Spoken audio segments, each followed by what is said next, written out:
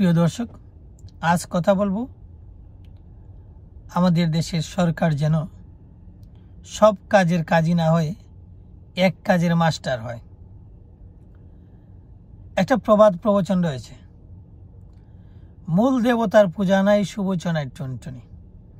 অর্থাৎ যে কাজটা করার কথা সেই কাজটা না করে যখন পারিপার্শ্বিক ও আনুষঙ্গিকতা নিয়ে ব্যস্ত থাকা হয়, এর ফলে সমস্যার সমাধান না হয়ে আরও নতুন কিছু সমস্যার জন্ম হয়।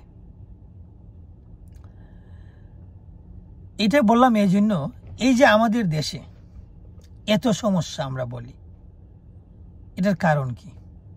কারণ হচ্ছে ক্ষমতার অপব্যবহার। এই ক্ষমতার অপব্যবহারটা কেন হয়? এটার মূল কারণ হচ্ছে নির্বাচন ব্যবস্থাটা কলুষিত এবং এই নির্বাচন ব্যবস্থাটাকে ম্যানিপুলেট করা হয়। আমরা যদি আমাদের পাশের দেশ দেখি, যে দেশকে আমরা সারাদিন গালিগালাজ না করলে আমাদের পেটের ভাত হজম হয় না, ঘুমও ঠিক মতো হয় না, এবং আমরা নিজেকে দেশপ্রেমিকও প্রমাণ করতে পারি না। এই দেশে 1947 সালের পর থেকে আজ পর্যন্ত যত নির্বাচন হয়েছে তা নিয়ে কি কোনো প্রশ্ন করতে পেরেছে?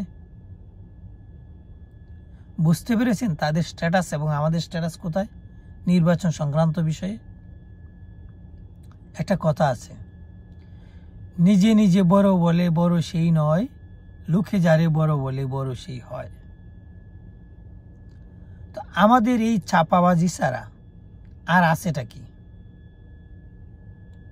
আমাদের কাজ হচ্ছে নিজের ডুল নিজে পিটানো আর সমস্ত দুষ্টা অন্যের গায়ে চাপিয়ে দেওয়া। এই যে মানুষের অনেক প্রত্যাশা নিয়ে একটা সরকার ক্ষমতায় আসলো, তাদের কাছে মানুষের চাওয়াটা কি ছিল? চাওয়া ছিল নির্বাচন ব্যবস্থাকে তারা স্বচ্ছ করবে এবং ভবিষ্যতে যেন কেউ এই ব্যবস্থাকে ম্যানিপুলেট করতে না পারে, এই ব্যাপারে তারা কিছু কাজ করবে সবার মতামতের ভিত্তিতে। কিন্তু আমরা কি দেখলাম? তাদের চরিত্রটা আমরা কি দেখতে পেলাম? তারা জাতির সামনে এখনো কোনো ধরনের পরিষ্কার কোনো রোড ম্যাপ উপস্থাপন করতে পারে নাই। প্রধান উপদেষ্টা একবার বলে 26 জুলাই নির্বাচন, আরেকবার বলে 25 ডিসেম্বরে, আরেকবার বলে 26 মার্চে। উনি কি মনে করে উনার মতো চালাক আর বাংলাদেশে কেউ নাই? বাংলাদেশের মানুষ কি বুঝে না যে এই যে ছাত্রদের সংগঠন হয়েছে, এই সংগঠনটা উনার সংগঠন? নির্বাচন নিয়ে রেজওয়ানা এক কথা বলে, নির্বাচন নিয়ে সেনাবাহিনীর প্রধান এক কথা বলেন, আর এদের আশীর্বাদ পুষ্ট কিছু আমি বলবো ক্যাডার বাহিনী, তাদের বক্তব্য শুনলে একজন মানুষের সুস্থভাবে উত্তর দেওয়া কঠিন হয়ে যায়। ইনুস সাহেবের এত পেশাপিসি না রেখে উনার যে রাজনীতি করার আগ্রহ, ইহা তো বাংলাদেশের মানুষ জানে। 1993 সালে উনি একটা যায় দিনে উনার একটা সংগঠনের নাম ছিল আমাদের দল না কি জানি। তারপর 2007 সালের ফেব্রুয়ারি মাসে ছিল উনার আরেকটা দল জনশক্তি। তারপরে এই নাহিদেরা একটা সংগঠন করতে চাইছিল এই আন্দোলনের পূর্বে, এটার নাম হতো জনশক্তি না কি জানি ছিল। এখন হচ্ছে জাতীয় নাগরিক পার্টি। ভালো কথা।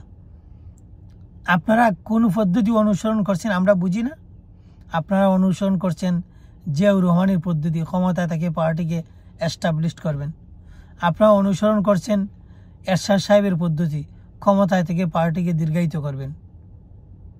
একই জিনিস যুগে যুগে চলে না, একই পদ্ধতি বারবার মানুষ খায় না। যদি রাজনীতি করতে হয় ক্ষমতা ছেড়ে ইমরান খানের মতো রাজনীতি করেন, অথবা ওয়াং সাং সুচির মতো রাজনীতি করেন, দেখবেন মানুষের মন জয় করতে পারবেন। আর ফোন দিয়ে উপকৌশল করে খুব বেশি আগানো যাবে না।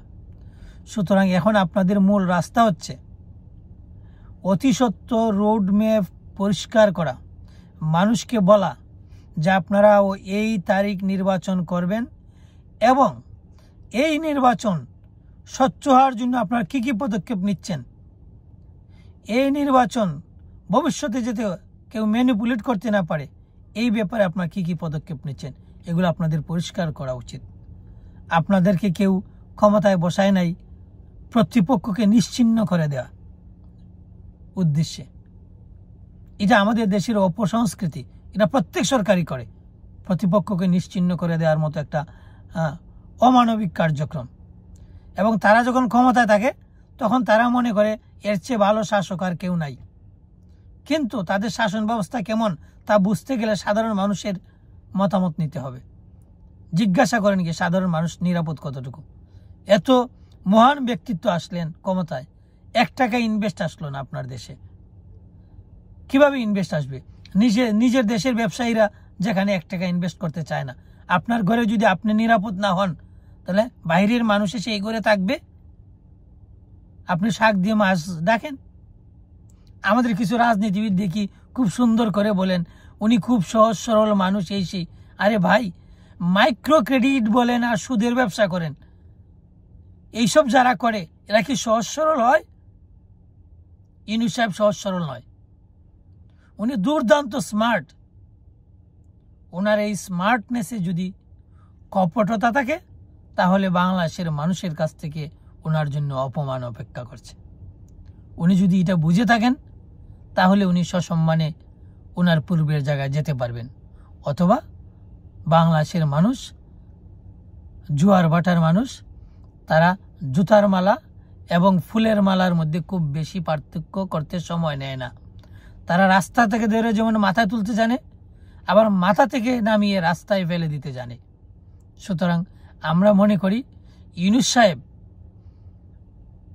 ক্ষমতার মুহে ওনার যে সারা জীবনে অর্জিত সুনাম তা বিনষ্ট করবেন না, এবং বাংলাদেশের মানুষের যে প্রত্যাশিত আশা অতি সত্বর নির্বাচন দেওয়া এবং নির্বাচনকে যেন ভবিষ্যতে কেউ কলুষিত করতে না পারে। নির্বাচন কলুষিত যে করে তার ফলে কিছু আজে বাজে মানুষ এমপি হয়, মন্ত্রী হয়, উপদেষ্টা হয়, এই ধরনের